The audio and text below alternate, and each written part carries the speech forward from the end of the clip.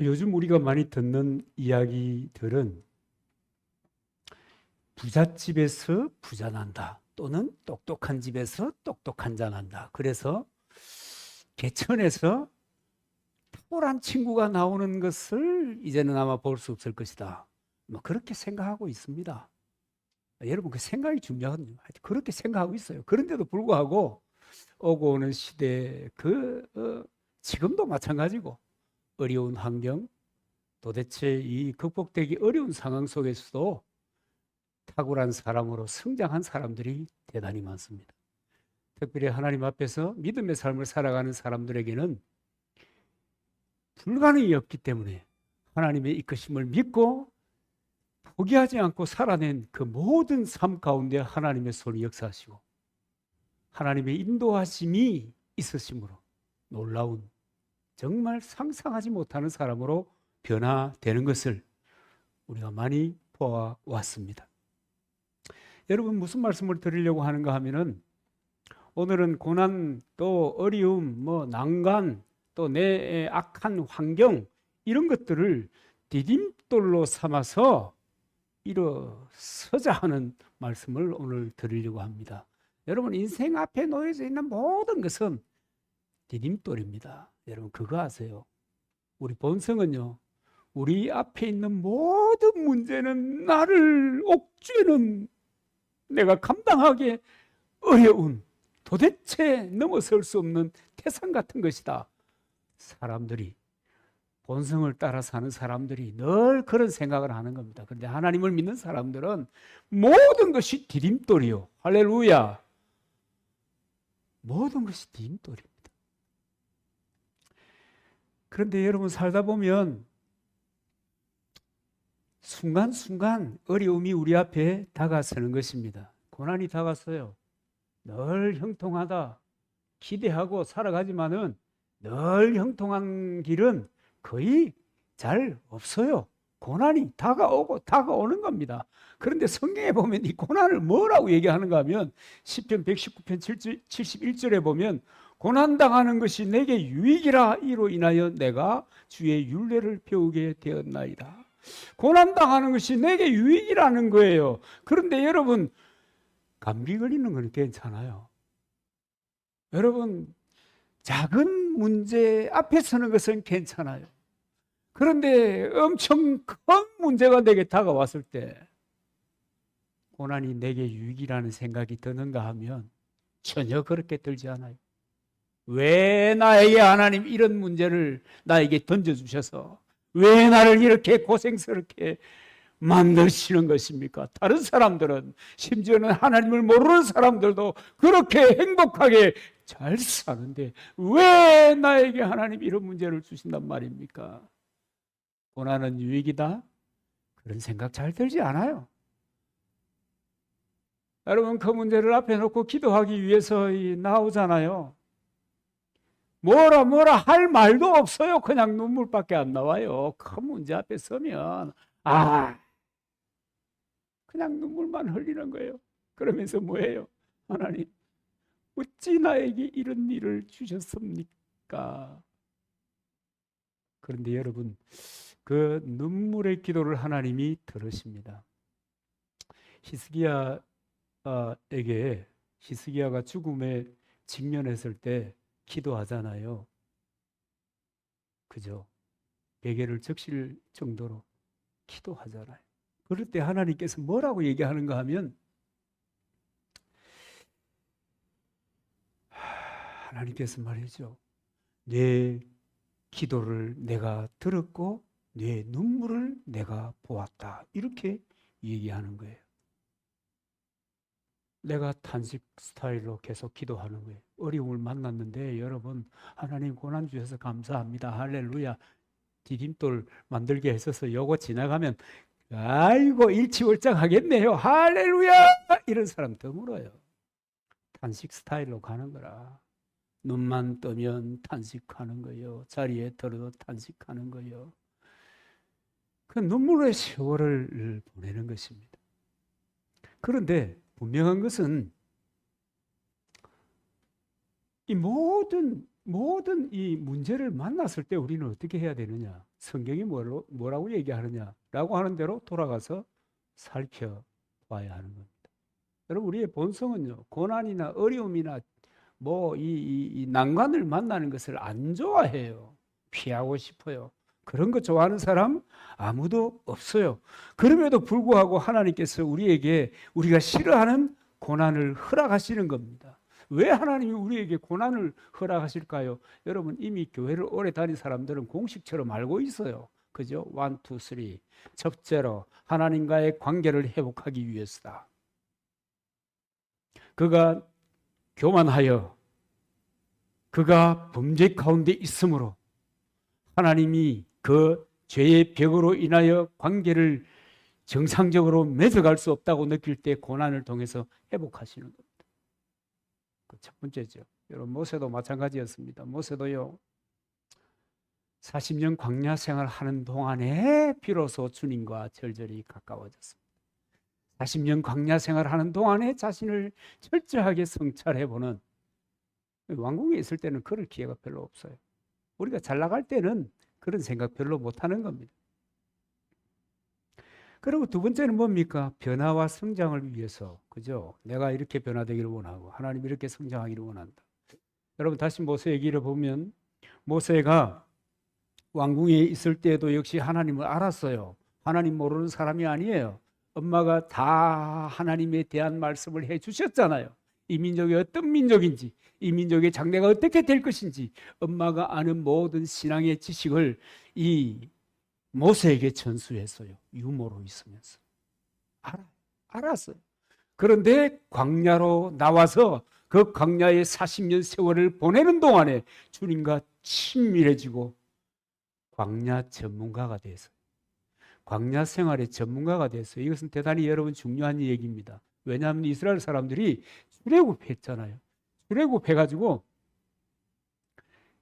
40년, 어떤 부분에는 43년, 어떤 부분에는 45년 이렇게 기록이 되어 있습니다. 어쨌든 40여 년을 광야 생활을 하는 동안에 이스라엘 백성들이 얼마나 자주 반역하고 얼마나 불평하고 얼마나 원망하는데 모세가 원망하고 불평한 적은 한 번도 없습니다. 왜요? 40년 동안 광야 생활을 통해서 광야 전문가로 성장되어 있었기 때문입니다. 하나님은 그 일을 위해서 그런 공간 속에서. 그리고 이 모세는요, 불같은 기질의 소유자다고 그랬습니다. 그런데 이 40년을 지나는 동안에 기질이 온유한 사람으로 바뀌었습니다. 하나님이 이렇게 바꾸어 놓는 거예요. 하나님이 이렇게 우리를 변화시켜 놓는 거예요. 여러분, 고난이라고 하는 것은 하나님의 부름에 합당한 사람으로 사람을 변화시키는 겁니다. 그래서요, 이 고난이 유익이다. 지나고 보니 그랬구나. 그럴 수 있는 것입니다. 그리고 세 번째로는 뭡니까? 하나님의 도구로 사용하시기 위해서 고난을 제공하는 겁니다. 여러분, 공식처럼 우리 잘 알잖아요.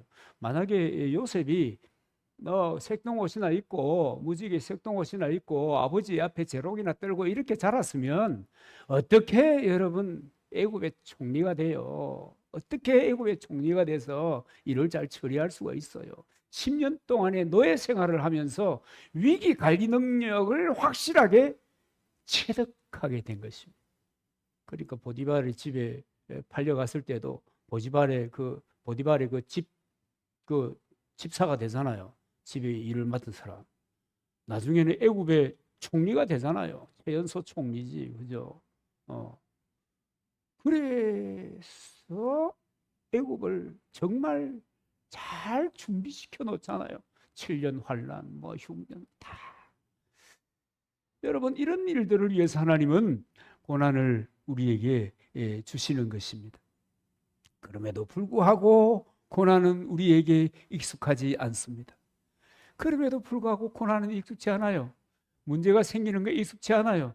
작은 문제만 생겨도 여러분 이 기질이 예민한 사람들은 얼마나 스트레스 받는지 몰라요. 밤새워 잠이 안 와. 그런데 하나님께서는 문제를 던져주시는 거예요. 고난을 던져주시는 거예요. 그런데 말이에요. 정말 고난을 만났을 때 심각한 문제 앞에서 정말 중요한 것은 뭐냐면 포기하지 않는 거예요. 하나님을 떠나지 않는 거예요. 끝까지 하나님을 붙잡고 그분의 인도를 따라 나아가는 것입니다.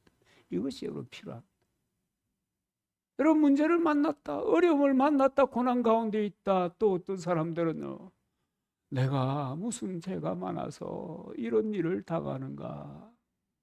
여러분, 이 죄를 정화하기 위해서도 하나님 역사하시지만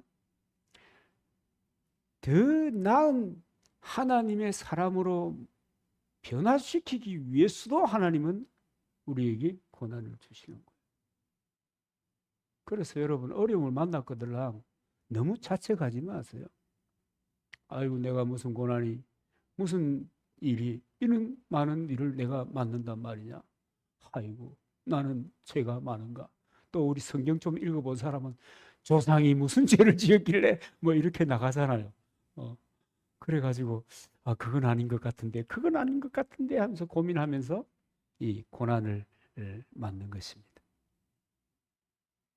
그래서 고난을 딛고 아름다운 인생을 살아낸 사람들을 살펴보면 공통점이 하나 있는데 뭐냐면 한결같이 똑같은 공통점이 있어요. 정말 말도 안 되는 고난을 당하는 거예요. 정말 말도 안 하는, 이거 뭐 기대한 적도 없어요. 정말 할 말이 없는 거예요. 그런데 그런 고난을 만나도 일어나서 인생을 멋지게 가꾼 모든 사람들은요, 절망하지 않고 포기하지 않았다는 거예요. 그런 상황 가운데서도 꿈이라는 것을 꾸고 말이에요. 꿈이라는 것을 꾸고 그런 상황 가운데서도 최선을 다해서 달려간 거예요. 자기를 단련하고 준비한 거예요. 여러분 이것은 우리 모든 사람들이 배워야 될 점이라고 믿습니다. 여러분 우리 인간학을 이렇게 공부를 하시면 본성이라고 하는 거 나오는데 이 본성은요 포기 잘하게 딱 되어 있어요.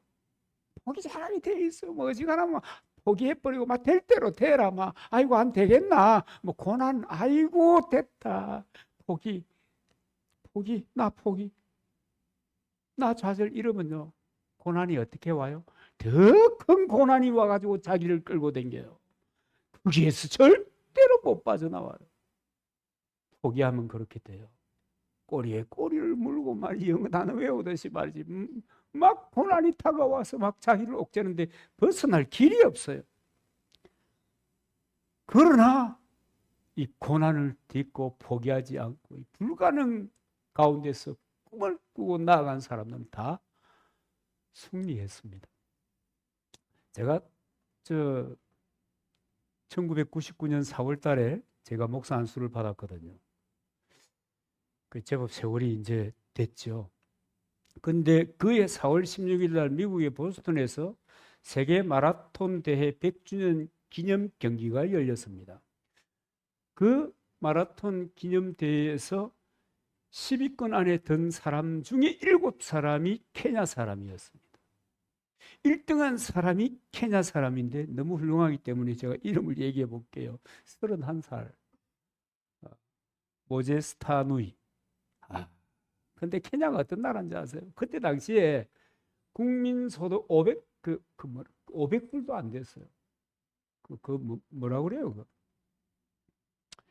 국민소득이 500달러도 안 되는 아주 가난한 나라였어요.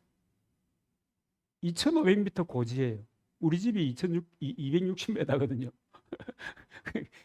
2500m의 고원지대에 이 나라가 있어요. 가난하지, 척박하지. 근데 가난하니까 전화가 있어요? 차 있어요? 그걸 탈 수 있는 사람은 몇 안 되죠. 그러니까 뭐 해야 돼요? 달려가서 전달해 줘야 돼요. 여러분 이런 상황 속에서 이 사람들은 마라톤의 꿈을 꾸는 겁니다. 여러분 상황이 그 정도 되면 본성적으로는요 포기하는 거예요. 포기. 아이고 이렇게 가난한데 이렇게 힘든데 내가 여기에서 뭘 할 수 있겠어. 그리고 우리 아버지가 했던 대로 우리 어머니가 가르쳐준 대로 그냥 먹고 사는 방편을 따라 사는 거예요. 대부분의 사람들이 그렇게 살잖아요. 그런데 이 사람들은 그런 상황 가운데서도 마라톤의 꿈을 꾼 거예요. 그때 말이죠. 3만 8천 명의 마라톤 선수들이 거기에 참여했대요. 여러분, 선진국에서는 운동 선수들을요, 굉장히 과학적으로 훈련해요. 여러분, 뭐 그런 광경을 보셨는가 모르겠지만, 의사가 딱 붙어가지고 말이죠. 이 친구 뭐 근육이 어디로 발달하고 이런 걸 다 고려해가지고 훈련시켜요. 그런데 케냐의 이 가난한 케냐, 미안합니다. 글베이 비슷하게 살아가는데, 예? 거기에서 무슨 꿈을 꿔요? 그러나 꿈을 꾸고 포기하지 않은 사람들은 일을 낸 거예요. 탁월한 사람으로 우뚝 선 거예요. 포기하지 마세요.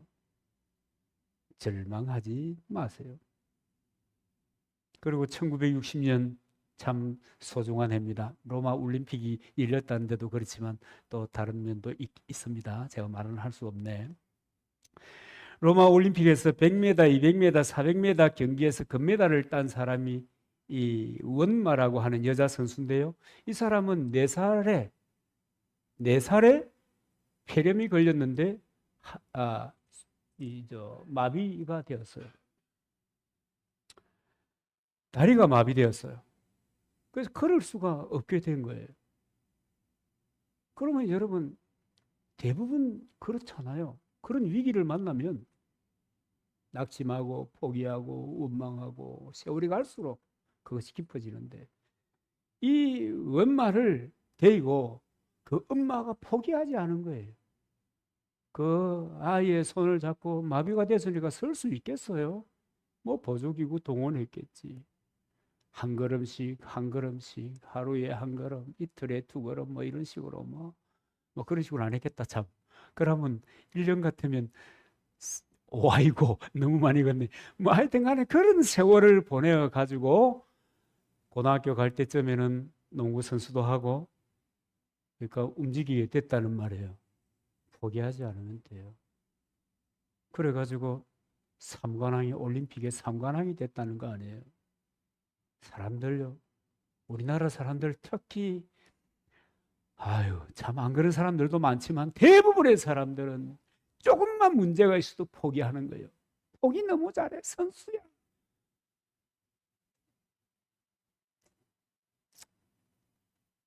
좀 건성 있게 달려들면 안 되나?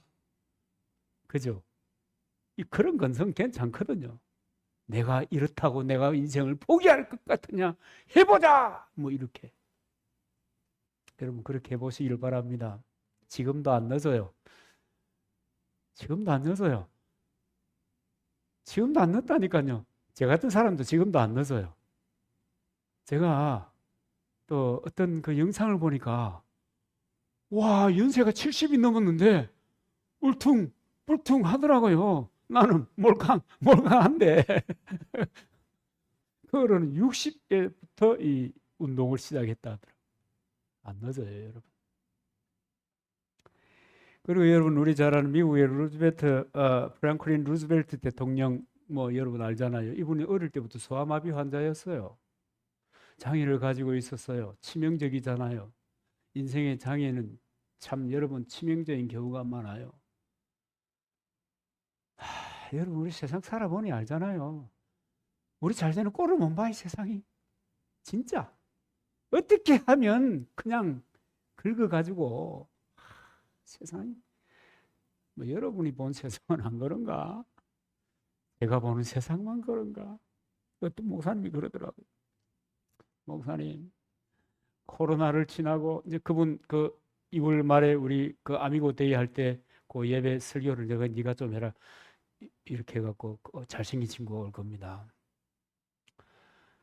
그 코로나 때문에 어쩔 수 없잖아요. 국가가 우리는 뭐 깡다고 이것도 좋은 것도 아니야 사실은. 좋은 건 아닌데 왜 좋은 게 아니냐 하면 사람 성도들을 지키는 것이 교회잖아요. 그런 측면에서 근데 이제 그 교회는 개척교회를 했고, 지하에서 개척교회를 했고, 그저 한 10명 이렇게 모였는데, 코로나가 뻥 터지니까 다 사라져 버리잖아요. 여러분, 작은 교회는 누가 오는지 아세요? 그런 개척교회, 작은 교회. 연세 많으신 어른들, 또 잠깐 다녀가는 사람들, 그 다음에 자기 교회에서 또 어려움 만나서 이동한 사람, 이런 사람들이거든요. 그 작은 교회 힘들잖아요. 그죠? 작은 교회가 사실은 별 안 힘든데, 막 그냥 작은 교회 오면 힘들다고 생각해요. 짐져야 될 게 많다, 이렇게 딱 생각하는 거예요. 그래갖고 코로나 끝나고 나니까 다 사라지고 없어가지고 이제 2층으로 옮겨가지고 이제 목회를 해보려고 자리를 구하는데, 그 옆에 있는 교회 목사님들이 여기에는 절대로 못 온다, 이렇게. 웬일이야? 그러면서 그 친구가 그러더라고. 동력자인 줄 알았는데 이 친구야, 아닌 줄 알았나? 여러분, 이 세계만 그런 게 아니에요.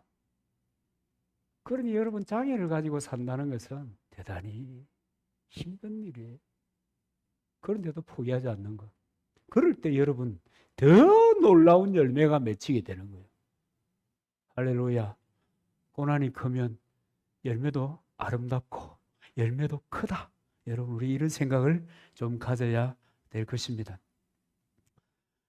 여러분, 어려움을 만났을 때 두 종류의 사람들이 나타날 수 있다고 합니다. 첫째는 약점과 악조건과 열악한 환경을 극복하고 탁월한 사람이 될 수도 있고, 또 어떤 사람은 그렇지 못한 어려운 사람, 정말 세상살이 하는데 야, 죽고 싶은데 죽지도 못하고 내가 그렇게 산다, 뭐 이런 얘기하는 사람들 들어 만나죠. 그렇게 사는 사람들이 여러 있습니다. 그래서 여러분, 우리는 늘 생각할 것이 까닭 없이 포기한 것을 여러분 회개해야 합니다. 맞서보지 않고 내려놓은 것을, 포기한 것을 여러분 회개해야 합니다. 여러분, 그리스도인은요, 하나님이 함께하는 사람들이거든요.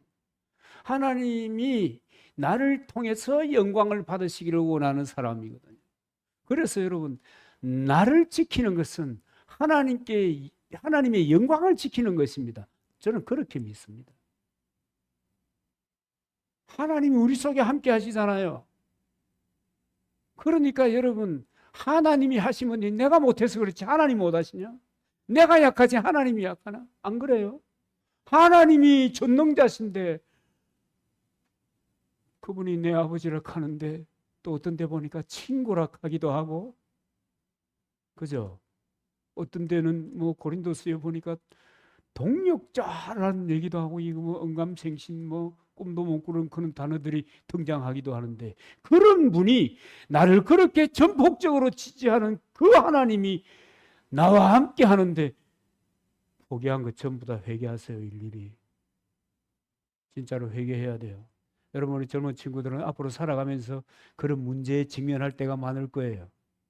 그럴 때 포기하고 싶을 때 오늘 이 시간을 기억하시기 바랍니다. 어른들은 포기한 것 회개하세요.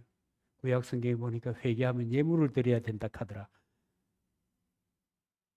반드시 그런 건 아니지만 밥 한번 사세요. 알겠지요?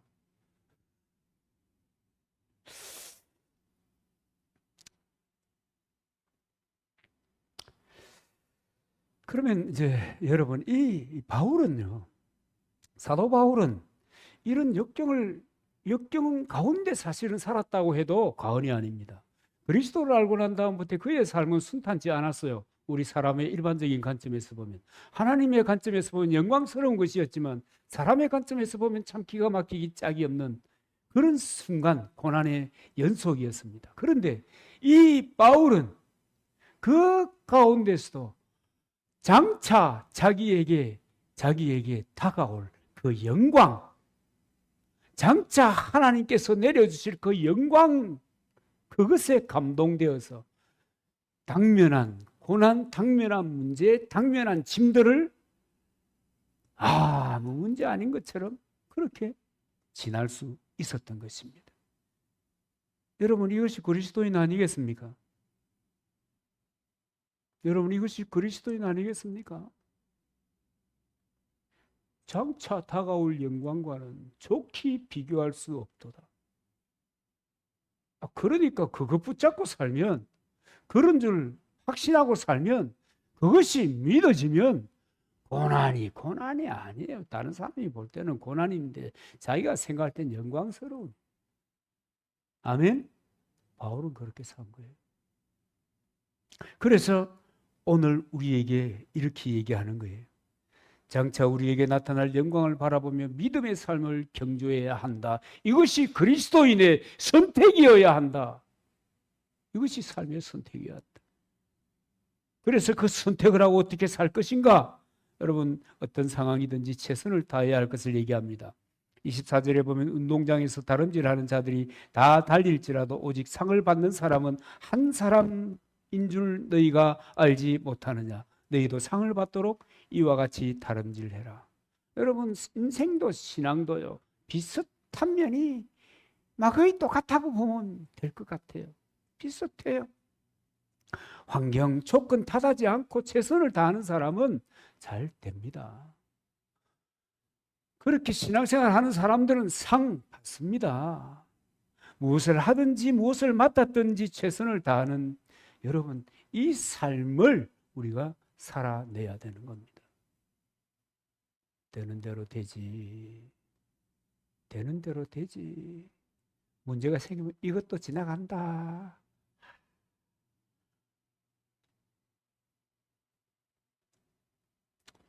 그 다음에 이 모든 것들이 결국은 다른 사람이 대신할 수 없는 것이다는 것을 깨달아야 됩니다. 다른 사람이 대신해 주지 않아요. 내 신앙, 내 인생을 살아가는데 다른 사람이 대신 살아주지 않아요. 대신해 주지 않아요. 그래서 뭐라고 얘기해요? 25절에 보니까 이기기를 다투는 자마다 모든 일에 절제하나니 그들은 썩을 승리자의 관을 얻고자 하되 우리는 썩지 아니할 것을 얻고자 하노라. 인간은 여러분 선택의 열매를 먹고 사는 거예요. 오늘 내가 여기 있는 것은 제가 시골 목회를 선택했기 때문에 시골에 오자마자 우와 천당 바로 아래가 여기네 이런 생각이 들더라니까요. 그러니까 하나님께서 이렇게 인도하셨다고 하더라도 내가 선택하지 않으면 안 하는 거예요. 여러분 요나 보면 알잖아요. 하나님은 요나에게 니느웨 가라고 그랬어요. 하나님은 그 길로 인도하기를 원했어요. 그런데 지가 싫은 거라, 꼬리배기 싫은 거라 아수르 사람들이. 그러니까 다시스로 가는 거예요. 그렇게 갔더니 그죠? 또 하나님께서 원위치 시켜놓아요. 금방 쏙 갈 텐데 빙이 돌아서 가는 거예요. 재밌잖아요. 하나님이 인도하셔도 내가 선택하여 오늘 이 자리에 있는 거예요. 여러분이 다 마찬가지입니다. 선택의 결과입니다. 다른 이가 대신해 줄 수 없는 자기의 선택이고 그래서 자기의 싸움이라는 거예요. 치열하게 사시기 바랍니다. 치열하게 사는 우리 윤규 형제도 왔네. 고맙소. 근데 직분값의 기본은 자리를 채우는 것이. 기억하세요?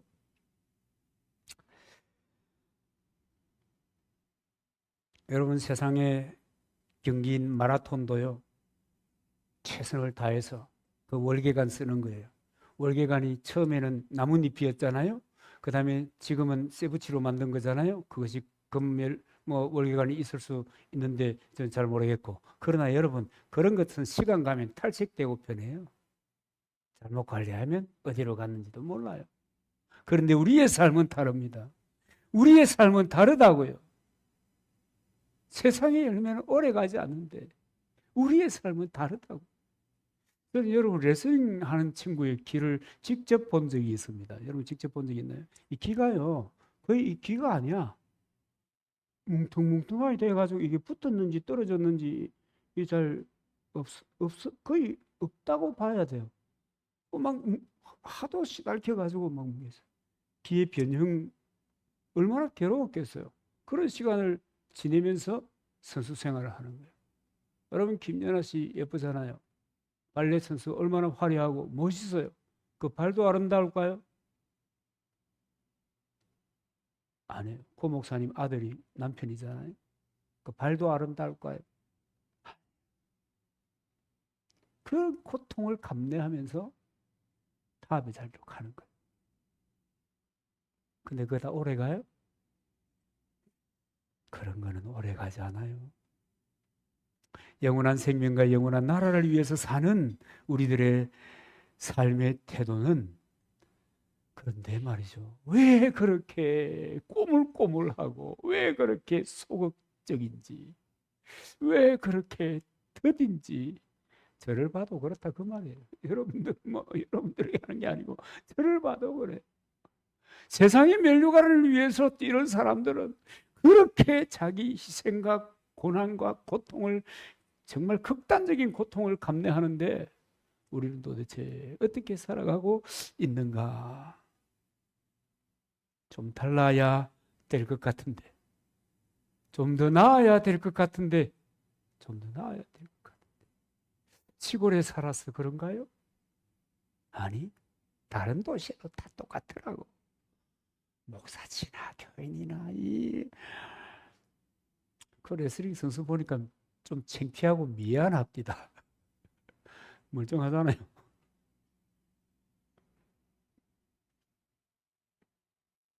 특히 25절에 보면 절제하다, 27절에 내가 내 몸을 쳐 복종하게 한다는 말씀에 주목해 보면 자신과의 싸움도 만만한 것은 아니다.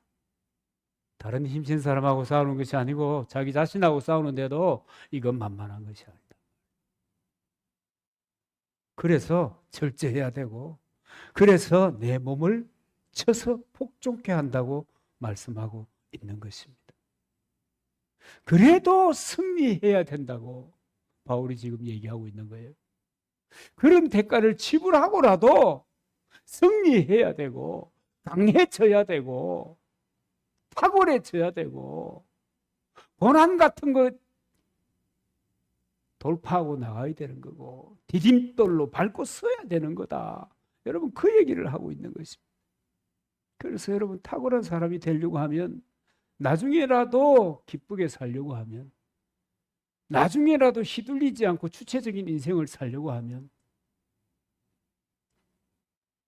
여러분 우리의 삶이 변해야 합니다. 주 안에서 우리를 이기는 것부터 시작이 되어야 된다는 겁니다.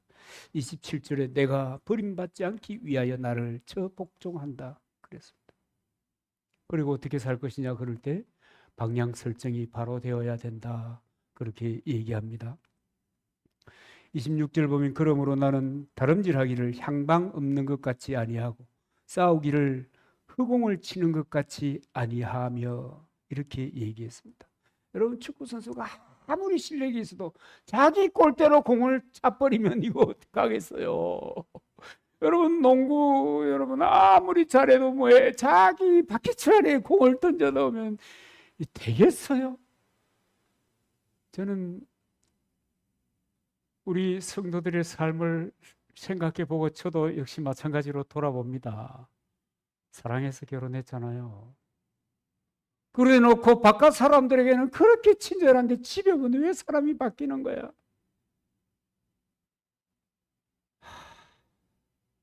이해할 수가 없다. 이해할 수가 없다. 이제 이 나이 되니까 이해할 수가 없다. 이래 사는 거지. 뭐 그래도 잘 안 되지 뭐. 니 안 그랬나 그러지 마소. 여러분 교회도 마찬가지거든요. 하나님이 영적인 가족이잖아요. 그런데 하필이면 왜 바깥에서는 기도 못 피고 살다가 예배당에 와서는 그렇게 가오를 잡고 가오 잡는다는 거 알아요? 그렇게 하는 사람들이 많은지 저 물 건너 교회에 있잖아요. 그런데 그 사람들 다 다른 교회 목사들에게는 잘해요. 저거 교회 목사만 지잡듯이 잡아. 이상한 사람들이야. 저 물 건너 있는 한 며칠 조용하긴 한데 여러분 그러면 안 되잖아요. 그러면 안 되잖아요. 이것은 결국은요 내 인생의 자살골을 엿는 거라고요. 그래 여러분 속도는 별로 안 중요해요. 서울 가야 되는데 부산 쪽으로 200km로 달린다. 의미 하나도 없거든.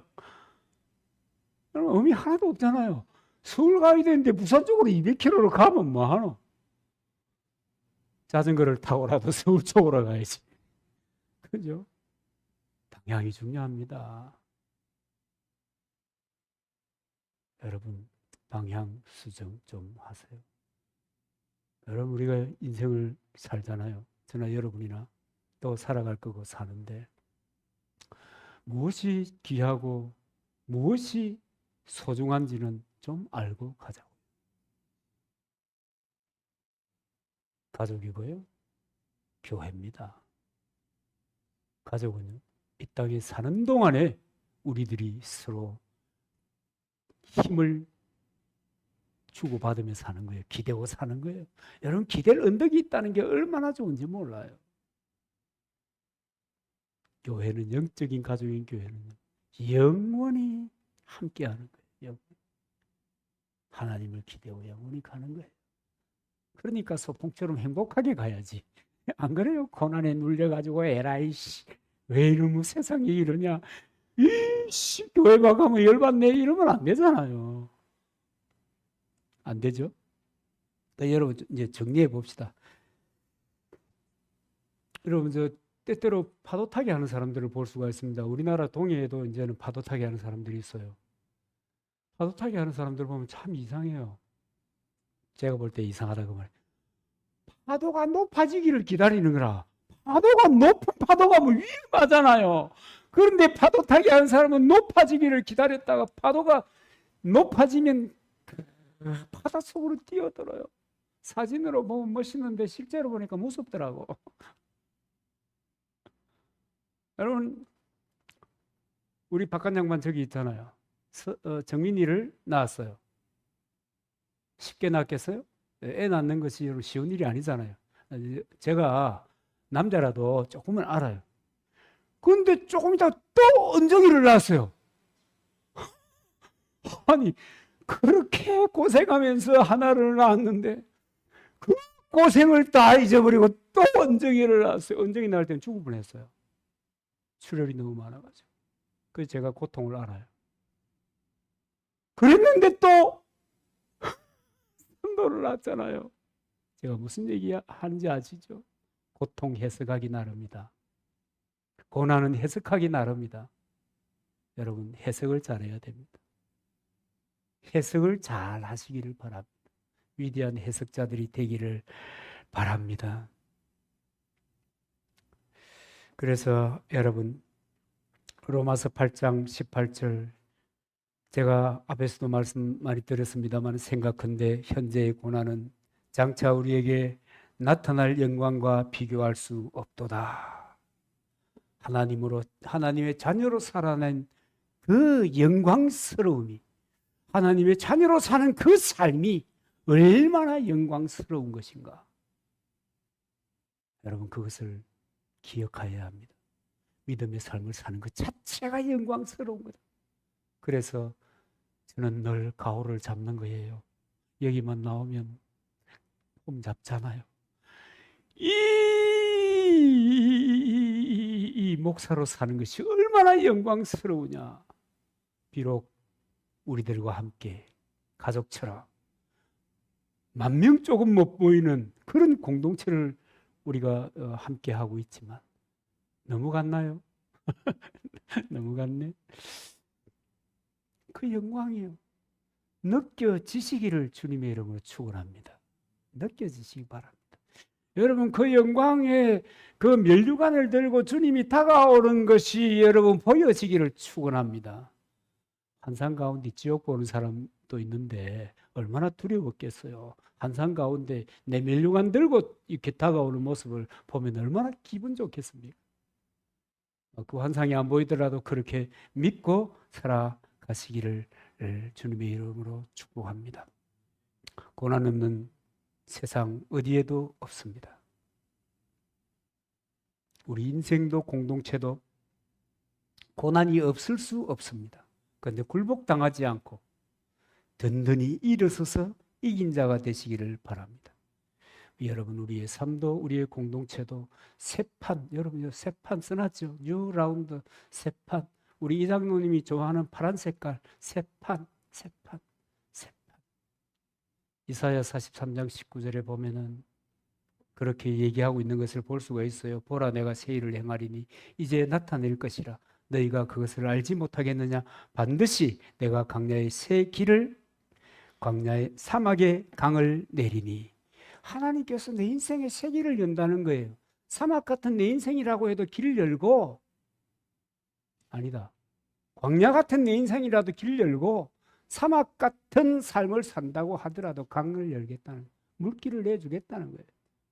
하나님이 저와 여러분에게, 우리 공동체에 그렇게 선언하고 계신 거예요.